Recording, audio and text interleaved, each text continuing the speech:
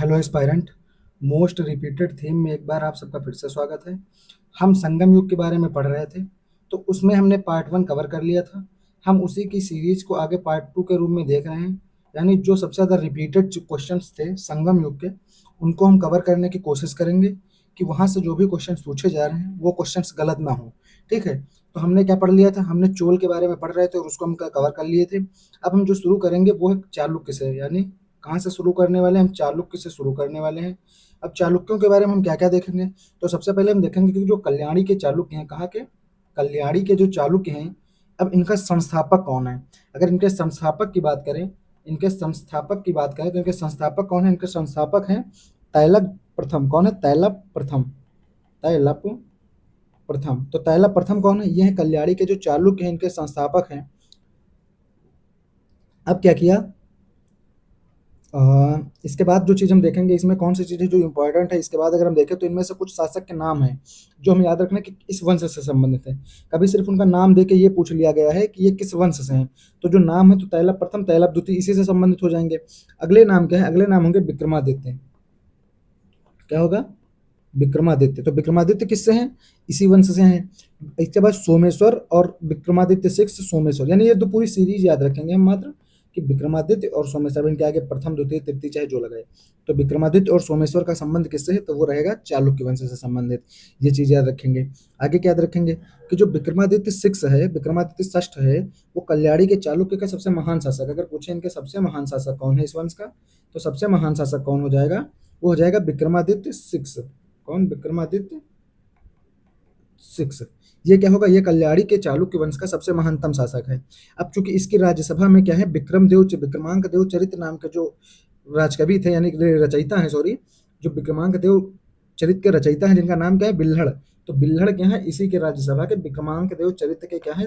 दरबारी हैं। किसके दरबारी हैं? विक्रमादित्य 6 के दरबारी कौन है? वो है बिल्हड़। अब बिल्हड़ की रचना क्या है? बिल्हड़ की रचना का नाम है विक्रमांक देव चरित्र। ये क्वेश्चन पूछा जाता है कि विक्रमांक देव चरित्र किसकी रचना है? तो ये बिल्हड़ की रचना। एक चीज ये याद रखेंगे। इसके बाद क्या याद रखेंगे? इन्हीं के दरबारी और है, वो है विज्ञानेश्वर। उनका नाम क्या है? उनका नाम है विज्ञानेश्वर। अब जो विज्ञानेश्वर की रचना है उसका नाम है मिताक्षरा। तो अगर कभी पूछ ले मिताक्षरा किसकी रचना है, तो वो विज्ञानेश्वर की रचना है। तो ये 2 चीजें याद रखेंगे।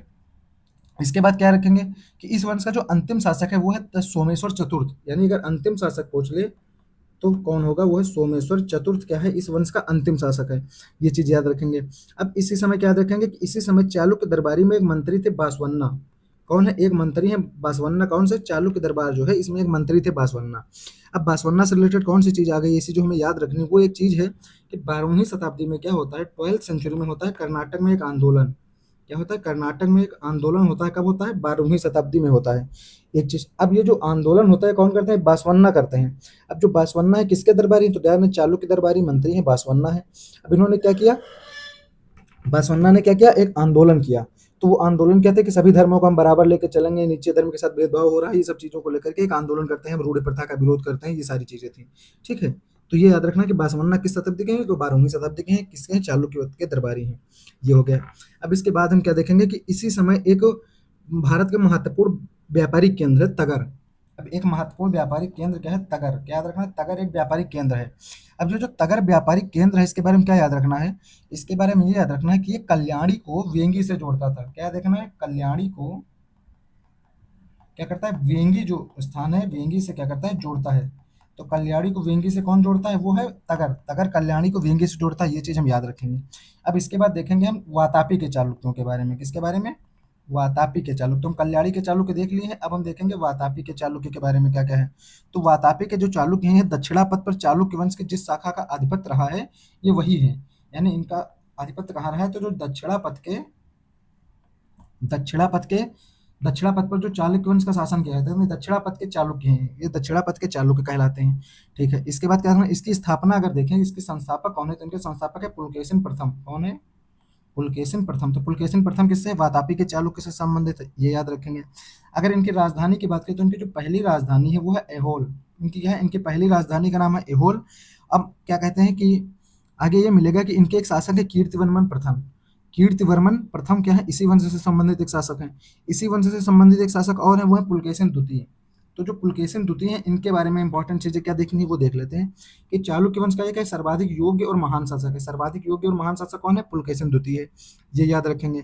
इसके बाद इसमें से कौन सी चीज याद रखेंगे? इसके बाद इसमें याद रखेंगे कि इसने हर्ष से नर्मदा नदी के तट पर एक युद्ध किया, 618 में किया। कब किया? 618 ईस्वी में हर्षवर्धन के साथ क्या किया? एक युद्ध किया। कहाँ किया? नर्मदा नदी के तट पर किया। ठीक है, तो ये याद रखेंगे। अब जब उस युद्ध किया तो इस युद्ध में क्या हुआ? हर्ष हार गया। हर्ष को किसने हराया? पुलकेशिन द्वितीय ने हराया। जब इसने हराया तो इसने एक उपाधि धारण की और उस उपाधि का नाम है परमेश्वर। ये पूछा जाता है कि हर्ष को हराने के बाद पुलकेशिन द्वितीय ने कौन सी उपाधि धारण की? तो वो थी परमेश्वर की उपाधि धारण की। आगे देखते हैं पुलकेशिन द्वितीय के बारे में।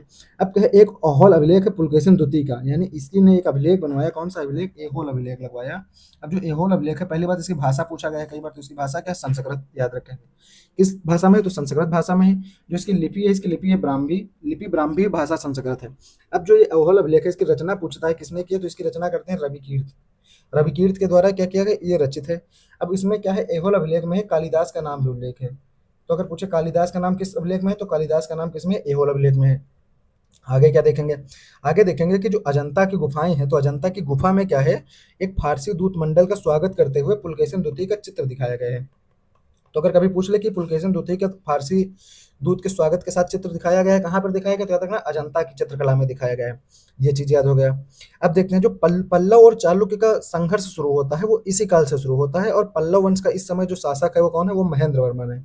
तो पल्लव चालुक्य संघर्ष का सूत्रपात किसके समय होता है? पुलकेशिन द्वितीय के समय होता है। अब जो पल्लव वंश का शासक इस समय कौन है? महेंद्र वर्मन। तो ये चीज हमें याद रखनी है। आगे क्या देखेंगे? आगे देखेंगे कि पल्लव शासक नरसिंह वर्मन जो प्रथम है, इन्होंने क्या किया? इन्होंने पुलकेशिन द्वितीय को हराया। तो जो पुलकेशिन द्वितीय किससे हारता है? पुलकेशिन द्वितीय हारता है पल्लव शासक नरसिंह वर्मन प्रथम से। नरसिंह वर्मन प्रथम क्या करता है? ये पुलकेशिन को हरा देता है। पुलकेशिन क्या करता है? हरा देता है। अब पुलकेशिन को हराएगा तो ये बादामी पे क्या करता है? अधिकार करता है। किस पे अधिकार करता है? बादामी पे अधिकार कर लेता है। ठीक है। अब जब ये जीतता है, नरसिंह वर्मन जीता है, तो नरसिंह वर्मन भी उपाधि धारण करेगा। तो ये जो उपाधि धारण करता है, ये उपाधि धारण करता है वातापी कोंड की। किसकी? वातापी कोंड की उपाधि क्या करता है? ये धारण कर लेता है। अब क्या देखना है? आगे क्या चीजें देखेंगे? आगे देखेंगे जो पद्दकल के विरूपाक्ष महादेव मंदिर का निर्माण है। जो पद्दकल में विरूपाक्ष महादेव मंदिर है, कहाँ है? पद्दकल में। पद्दकल में क्या है? विरूपाक्ष महादेव मंदिर है। विरूपाक्ष महादेव मंदिर है। ठीक है, तो ये मंदिर है। अब इस मंदिर का निर्माण पूछा गया है किसने करवाया? तो इसका निर्माण करवाया लोक महादेवी ने। कौन? किसने करवाया है? लोक महादेवी ने क्या करवाया? इसका निर्माण करवाया है। ये याद रखेंगे। अब इसके बाद कौन सा वंश देखेंगे? इसके बाद हम देखेंगे राष्ट्रकूट वंश के बारे में कुछ चीजें।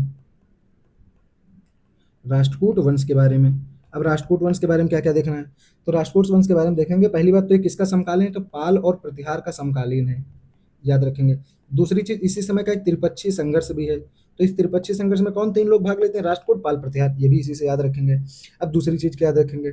दूसरी याद रखेंगे कि ये जो राष्ट्रकूट है ये क्या है? जो बादामी के चालुक्य थे। किसके चालुक्य? बादामी के चालुक्य। उनके क्या है? उन्हीं के क्या है ये? उनके थे सामंत। उनके ये सामंत हैं। अगर पूछे इसी से संस्थापक कौन है, तो इसका संस्थापक याद रखना कौन है? दंती दुर्ग। तो दंती दुर्ग किसका संस्थापक है? तो राष्ट्रकूट वंश का संस्थापक कौन है? दंती दुर्ग है। ये हम याद रखेंगे। इसके अलावा क्या याद रखेंगे? इसके अलावा हम एक चीज और याद रखेंगे, जो चालुक्य शासक कीर्तिवर्मन है उसको क्या किया है? पराजित किया है। किसने? दंती दुर्ग ने।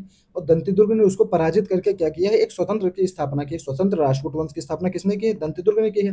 लेकिन इसने हराया किसको है? तो इसने हराया है चालुक्य शासक किसको? कीर्तिवर्मन को। अब कीर्तिवर्मन को हराता है। कीर्तिवर्मन को हरा के स्वतंत्र राष्ट्रकूट वंश की स्थापना करता है और राजधानी मान्यखेत बनाता है। राजधानी क्या बनाता है? मान्यखेत को अपनी राजधानी बनाता है। ये चीज याद रखेंगे। इसके बाद क्या देखेंगे? इसके बाद इसमें देखेंगे कि जो दंती वर्मन के बाद उसका चाचा है जो कृष्ण प्रथम। अब इसका चाचा कौन है? चाचा है कृष्ण प्रथम। अब कृष्ण प्रथम शासक जब बनता है तो कृष्ण प्रथम क्या काम करवाता है? वो सबसे ज्यादा इंपॉर्टेंट है। कृष्ण प्रथम क्या करता है? विजेता व निर्माता है। उसने क्या किया? उसने कृष्ण प्रथम ने एलोरा के कैलाशनाथ मंदिर का निर्माण करवाया। क्या करवाया? एलोरा के कैलाशनाथ मंदिर का क्या करवाता है? निर्माण करवाता है। किसने करवाया है? तो कृष्ण प्रथम ने करवाया है। ये याद रखना है। ठीक है, आगे देखते हैं। आगे कौन सी चीजें हैं जो याद रखनी? अब इसी में एक है कि पाल शासक है। पाल शासक राष्ट्रकूट यानी पाल शासक है गोविंद तृतीय। गोविंद तृतीय क्या है? पाल शासक है। अब पाल शासक गोविंद तृतीय ने क्या किया है? पाल शासक धर्मपाल को, सॉरी गोविंद तृतीय पाल शासक ने, गोविंद तृतीय तो इसी वंश का है, ने पाल शासक धर्मपाल को प्रतिहार शासक नागभट्ट द्वितीय को पराजित किया है। यानी गोविंद तृतीय ने क्या किया है? पाल शासक और राष्ट्रकूट को क्या किया है? पराजित किया। पाल और प्रतिहार या राष्ट्रकूटों को क्या किया है? साथ में पराजित किया है। राष्ट्रकूट तो स्वयं की बात हो रही है। तो राष्ट्रकूट तो कौन है? एक बार फिर से पूरा सेंटेंस देख लेते हैं कि जो गोविंद तृतीय राष्ट्रकूट वंश का शासक है। अब इसने पाल शासक को पराजित किया है, साथ में प्रतिहार शासक नागभट्ट द्वितीय को भी पराजित किया है। ये चीज़ याद रखनी है। आगे क्या याद रखना है कि अमोघवर्ष क्या है? अमोघवर्ष एक शासक है। तो अमोघवर्ष के बारे में 2-3 जानकारियाँ लेनी है सिर्फ। क्या है? जो अमोघवर्ष है उसके बारे में क्या देखना है कि जो अमोघवर्ष है वो क्या है? धर्म एवं साहित्य की ओर बहुत ज़्यादा झुका हुआ व्यक्ति था। तो उसकी एक रचना है, उसकी रचना का नाम है कविराज मार्ग। तो जो कविराज मार्ग रचना है किसकी? अमोघवर्ष की है। इसमें क्या याद रखना है कि जो कविराज मार्ग रचना है ये कन्नड़ भाषा की है। किसमें की है? तो कन्नड़ भाषा में क्या है? काव्य ग्रंथ है। ये क्या है? एक काव्य ग्रंथ है। तो याद रखना है क्या है? काव्य ग्रंथ है। ठीक है। इसके बाद क्या याद रखना है? क्योंकि जो खुद ही काव्य का प्रेमी है तो उसके उसके दरबार में बहुत सारे क्या थे? विद्वान थे। तो उसके समय में जो विद्वान थे उसमें एक नाम है स्वयंभू। स्वयंभू किसके समय के? अमोघवर्ष के समय के। ये याद रखेंगे हम। इसके बाद क्या याद रखेंगे? उसने जैन धर्म को भी संरक्षण दिया था। और अमोघवर्ष के विषय में एक चीज याद रखनी है कि अमोघवर्ष जो अमोघवर्ष है इसने क्या किया? तुंगभद्रा नदी में जल समाधि लेकर अपना जीवन समाप्त किया है। यानी इसने क्या लिए? इसने लिए जल समाधि। और कहाँ लिए? तुंगभद्रा नदी में ली है। तो ये दो चीजें और याद रखनी। ठीक है। आगे बढ़ते हैं। आगे बढ़ेंगे तो जो चालुक्य राजा तैलप द्वितीय ने क्या किया था? अंतिम के जो राष्ट्रकूट शासक, सबसे लास्ट के राष्ट्रकूट शासक कौन है? उनका नाम है अंतिम राष्ट्रकूट शासक कौन है? कर्क द्वितीय। कर्क द्वितीय क्या है?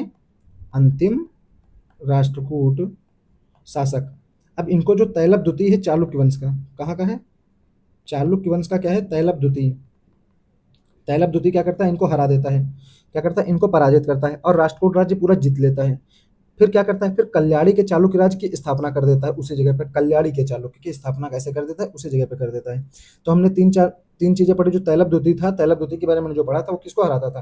कर्क द्वितीय जो था अंतिम राष्ट्रकूट शासक है, इसी को क्या होता है? हरा देता है और इसी की जगह पे क्या कर देता है? कल्याणी के चालुक्य की स्थापना कर देता है। ये हो गया। आगे क्या देखेंगे? आगे देखेंगे जो महाराष्ट्र में एलोरा और एलिफेंटा की गुफाएं हैं। कहाँ है? महाराष्ट्र में। कौन सी गुफाएं? एलोरा और एलिफेंटा की जो गुफाएं हैं ये किसके शासनकाल में बनती है? ये बनती है राष्ट्रकूटों के शासनकाल में। ये चीज याद रखनी है। आगे क्या देखेंगे? आगे देखेंगे हम थोड़ा बहुत यादव वंश के बारे में। किसके बारे में? यादव वंश के बारे में कि यादव वंश से कौन सा बेसिक क्वेश्चन आता है जो सही होना चाहिए हमारा। तो जो यादव वंश है इनके बारे में क्या रखना है कि इनकी स्थापना की है, इनका संस्थापक जो है वो कौन है? इनका संस्थापक है भिल्लम पंचम। पहला क्वेश्चन पूछेगा भिल्लम पंचम किस वंश से है? यादव वंश से है। किसके हैं? संस्थापक हैं। आगे भिल्लम पंचम जो है चालुक्य शासक क्या है? चालुक्य शासक सोमेश्वर चतुर्थ का क्या है? सामंत है। सोमेश्वर चतुर्थ जो है इनका क्या है? सामंत है। ये याद रखेंगे। अब जो इसकी राजधानी है यादव, इसने राजधानी केवल इसने राजधानी बनाई देवगिरी। तो क्या है? इनकी राजधानी देवगिरी। अब इस वंश का अगर सबसे शक्तिशाली शासक पूछ लिया जाए, किस वंश का? यादव वंश का। तो सबसे शक्तिशाली शासक है राजा सिंघन। जो राजा सिंघन है ये क्या है? ये यादव वंश का सबसे शक्तिशाली शासक है। ये हो गया। अब जो सारंगदेव एक कवि थे, कौन से कवि थे? सारंगदेव। तो सारंगदेव की एक रचना है। क्या है? सारंगदेव की एक रचना है, उसका नाम आप बताइए पहली बात तो कमेंट बॉक्स में, क्योंकि ये क्वेश्चन मैंने पहले कराया हुआ है। तो जो सारंगदेव का संगीत रत्नाकर है, फिर बता दे रहा हूँ क्या है? सारंगदेव का एक संगीत रत्नाकर क्या है? ग्रंथ है। तो जो संगीत रत्नाकर ग्रंथ किसका है? सारंगदेव का है। अब सारंगदेव का संगीत रत्नाकर जो है राजा सिंघन के समकाली दरबारी है। तो राजा सिंघन के दरबारी कौन है? सारंगदेव। अब इसी सारंगदेव की रचना क्या है? संगीत रत्नाकर। ये कई बार पूछा गया है। फिर देवगिरी को कौन जीतता है? देवगिरी को अंत में अलाउद्दीन खिलजी जीत लेता है और ये समाप्त हो जाता है। यहाँ से क्या होता है? यादव वंश का। यादव वंश के बाद एक वंश और है जिसके बारे में देखना है, वो है कदम वंश। कदम वंश के बारे में क्या क्या जानकारी चाहिए? कदम वंश के बारे में हमें क्या क्या सीखना है कि कदम वंश की जो स्थापना की हो किसने की है? स्थापना की अगर बात करें तो वो की है मयूर शर्मन ने। किसने की है? मयूर शर्मन क्या है? कदम वंश का संस्थापक है। पहली बात ये याद रखना है। जो इनकी राजधानी है वो याद रखना है। इनकी राजधानी क्या है? इनकी राजधानी है बनवासी। तो कदम वंश की राजधानी क्या है? बनवासी है, याद रखना। इनकी एक और राजधानी है, दूसरी राजधानी क्या है? उसकी दूसरी राजधानी जो है वो है वालासिका। तो वालासिका क्या है? इसी कदम वंश की दूसरी राजधानी है। ठीक है। अब जो कदम वंश की जानकारी मिलती है तो हमें एकमात्र स्रोत है इनकी जानकारी का, वो है लाल गुंड स्तंभ लेख। तो लाल गुंड स्तंभ लेख किसकी जानकारी का स्रोत है? एकमात्र स्रोत है। किसकी जानकारी का? कदम वंश की जानकारी का एकमात्र स्रोत है। इसके बाद क्या देखेंगे? इसके बाद देखते हैं हम एक अगला वंश जो है वारंगल का काकतीय वंश। क्या है? वारंगल का काकतीय वंश। इसके बारे में थोड़ी जानकारी देख लेते हैं। तो जो वारंगल का काकतीय वंश, इसके बारे में क्या देखना है कि जो काकतीय वंश राजवंश का संस्थापक कौन है? अगर इसके संस्थापक की बात करें तो इसके संस्थापक है बीटा प्रथम। कौन है? अल्फा बीटा वाला जो बीटा है वही है बीटा प्रथम। ठीक है। ये याद रखना है कि इनके संस्थापक क्या है? बीटा प्रथम है। ये हो गया। अब इसके बाद कौन सी चीज इसमें और देखनी है? इसके बाद देखनी है जो काकतीय शासक हैं ये क्या है? चालुक्य थे, पश्चिमी चालुक्य। तो पश्चिमी चालुक्यों के क्या है? सामंत हैं। किसके सामंत है? पश्चिमी चालुक्यों के सामंत हो गए। ये याद रखना। ठीक है। इनकी राजधानी देख लेते हैं। इनकी राजधानी है अमकोंड। क्या है? अमकोंड इनकी क्या है? राजधानी है। ये याद हो गया। आगे क्या देखते हैं? अगर काकतीय वंश का पूछे सबसे शक्तिशाली शासक कौन है? क्या है, सबसे शक्तिशाली शासक अगर बात करें तो वह गणपति देव। क्या है, गणपति देव क्या है, इसके सबसे शक्तिशाली शासक हैं, जिन्होंने राजधानी क्या बनाई है, वारंगल को अपनी राजधानी बनाई। ये चीजें देख लिया। अब इसके बाद एक लास्ट वंश और हम देखते हैं, गंग वंश। अब गंग वंश के बाद हम क्वेश्चन देखेंगे, पूरे टॉपिक से क्या क्या क्वेश्चन पूछे गए हैं, ठीक है, वो चीज देखेंगे। तो जो गंग वंश है, गंग वंश की स्थापना किसने की, वो की है वज्रहस्त पंचम ने। किसने की, वज्रहस्त वज्रहस्त पंचम। कौन से, वज्रहस्त पंचम ने क्या किया है, इसकी स्थापना की, किसकी, गंग वंश की। अब जो गंग वंश है, गंग वंश के सबसे प्रथम शासक कौन से माने जाते हैं, वो माने जाते हैं कोकड़ी वर्मा। कोकड़ी वर्मा क्या माने जाते हैं, इनके सबसे पहले शासक माने जाते हैं। इनकी जो प्रारंभिक राजधानी है वो याद रखनी, कोलर या कोलाल, उसी को कहते हैं, कोलर या कोलाल, या क्या है इनकी फर्स्ट राजधानी है, ये याद रखेंगे, इनकी फर्स्ट राजधानी क्या है, कोलर या कोलार है। अब एक गंग शासक दूसरा हुआ, जो हुआ जिसका नाम है श्री पुरुष। श्री पुरुष ने क्या किया, श्री पुरुष ने क्या किया, अपनी राजधानी क्या बनाई, इसने राजधानी मान्यपुर बनाई। इसने अपनी राजधानी क्या बनाई, मान्यपुर बनाई। अब इसी मैसूर के गंग शासक है क्या, चामुंडराय। गंग शासक क्या है, इसी गंग शासक में एक नाम आता है चामुंडराय का। उन्होंने क्या किया, उन्होंने श्रवण बेलगोला में क्या काम करवाया, उन्होंने श्रवण बेलगोला में करवाया कि जो बाहुबली की मूर्ति है वो बनवाई। बाहुबली की मूर्ति श्रवण बेलगोला में किसने बनवाई, वो बनवाई चामुंडराय ने। ये याद रखेंगे। इसके बाद क्या याद रखेंगे, चेदी वंश के बारे में एक जानकारी याद रखेंगे। चेदी वंश के बारे में क्या याद रखना है, कि जो चेदी वंश के शासक हैं खारवेल। खारवेल क्या है, ये जैन धर्म के संरक्षक है। ये याद रखना है कि जैन धर्म के क्या, संरक्षक हैं। दूसरी चीज क्या याद रखना है, कि जो खारवेल का इनकी जानकारी का एक स्रोत है, वो जानकारी का स्रोत है हाथी गुम्फा अभिलेख। क्या है, हाथी गुम्फा अभिलेख। ये चीजें हो गई जो हमें पूरे संगम युग में पढ़नी थी, यानी पूरा संगम युग इसी के साथ कंप्लीट होता है। अब हम संगम युग से रिलेटेड जितने भी क्वेश्चन थे, चाहे पार्ट 1 में जो मैंने पढ़ाया था, पार्ट 1 के वीडियो में वो क्वेश्चन, और जो इसमें पढ़ाया, ये सारे क्वेश्चंस देखते हैं कि क्या क्या पूछा गया है अब तक, ठीक है, एक साथ में सारा कुछ कवर कर लेंगे। अभी मैंने आपको क्या पढ़ाया था, तोलकप्पियम के बारे में पढ़ाया था। किसके बारे में पढ़ाया था, आपको मैंने पढ़ाया तोलकप्पियम के बारे में। क्या पढ़ाया कि तोलकप्पियम ग्रंथ किससे संबंधित है। तोलकप्पियम ग्रंथ जो है ये किससे संबंधित है, अगर इसकी बात करें हम, तो किससे संबंधित है तोलकप्पियम ग्रंथ। तोलकप्पियम ग्रंथ संबंधित है प्रशासन से, विधि से, व्याकरण से, उपरोक्त सभी से। तो भैया तोलकप्पियम जो था व्याकरण ग्रंथ से संबंधित है। मैंने आपको क्या बताया, तोलकप्पियम जो है तोलकप्पिया ऋषि अगस्त के 12 योग शिष्यों में से है, और ये एक तमिल व्याकरण ग्रंथ है। ये हो गया पहला क्वेश्चन। दूसरा क्वेश्चन क्या पूछा गया, संगम साहित्य में तोलकप्पियम एक ग्रंथ है, किसका है, व्याकरण ग्रंथ है। सीधा क्वेश्चन। आगे क्या क्वेश्चन पूछा गया, क्वेश्चन पूछा गया कि कौन सी जोड़ी इनकी राज्य और राजधानी, पहले बताया था कि मैं सबके के बारे में, हर वंश के बारे में उसका राज्य उसकी राजधानी बताया दे रहा हूँ। तो क्या बता रहा है कि कौन सा सुमेलित नहीं है, बाकी सब क्या है, सुमेलित है। तो कौन सा सुमेलित है भैया, पल्लव के कांचीपुरम, ये आपको बताया था, ये सही बात है। पांड्य की मदुरई, ये भी आपको बताया था। क्या बताया था, चोल की तंजौर, ये भी बताया था। चेर की पुदुचेरी नहीं, चेर की पुदुचेरी नहीं बताया था। चेर की राजधानी आपको क्या बताया था, वांची बताया था। तो वांची है चेर की राजधानी, तो सी हो गया इसका आंसर। होयसल के द्वार समुद्र, ये भी सही बात है। अगला क्वेश्चन क्या है, चेर वंश की राजधानी पूछ रहा है, तो चेर वंश की राजधानी क्या है, कुरूर या कुरूर, ये हो गया। अगला क्वेश्चन देखेंगे, फिर एक तरफ राजधानी दी हुई है, एक तरफ क्षेत्र दिया हुआ है, तो फिर वही मिलान रहेगा। तो जो चालुक्य वंश का है, बादामी के चालुक्य, ठीक है, पहली बात। दूसरी बात, पल्लव, पल्लव कहाँ, कांचीपुरम के पल्लव में, ठीक है। हर्ष के बारे में क्या देखना, हर्ष कन्नौज का है, तो सी में दूसरा है। ये हो गया। आगे क्या देखेंगे, धार्मिक कविताओं का संकलन पुरल। पुरल जो है क्या है, धार्मिक कविताओं का एक संकलन है। इसे क्या कहते हैं, इसे तमिल साहित्य का लघु वेद कहते हैं। और ये किस भाषा में लिखा गया है, तो अगर इसकी भाषा की बात करें तो तमिल भाषा, ठीक है, ये याद रखना है हमें। आगे क्या देखेंगे, तमिल ग्रंथों में लघु वेद की संज्ञा किसे दी गई, पुरल को दी गई है, अभी कराया आपको। फिर क्या कह रहा है, संगम कविताओं में यथावधिक वट किरुतल की प्रथा को स्पष्ट करता है। जो वट किरुतल की प्रथा, ये किससे रिलेटेड है, ये बताइए ना, क्वेश्चन पूछा गया। इसके अलावा क्या क्वेश्चन पूछा गया, कि तमिल क्षेत्र में सित्तर एकेश्वरवादी तथा मूर्ति पूजा की निंदा करते थे। आगे क्या कहता है, कन्नड़ क्षेत्र के जो लिंगायत हैं पुनर्जन्म के सिद्धांत पर प्रश्न लगाते हैं तथा जात अधिक्रम को अस्वीकार करते हैं। दूसरा तो बिल्कुल सही है, लिंगायत वही है बसवन्ना वाले। तो ये हो गया।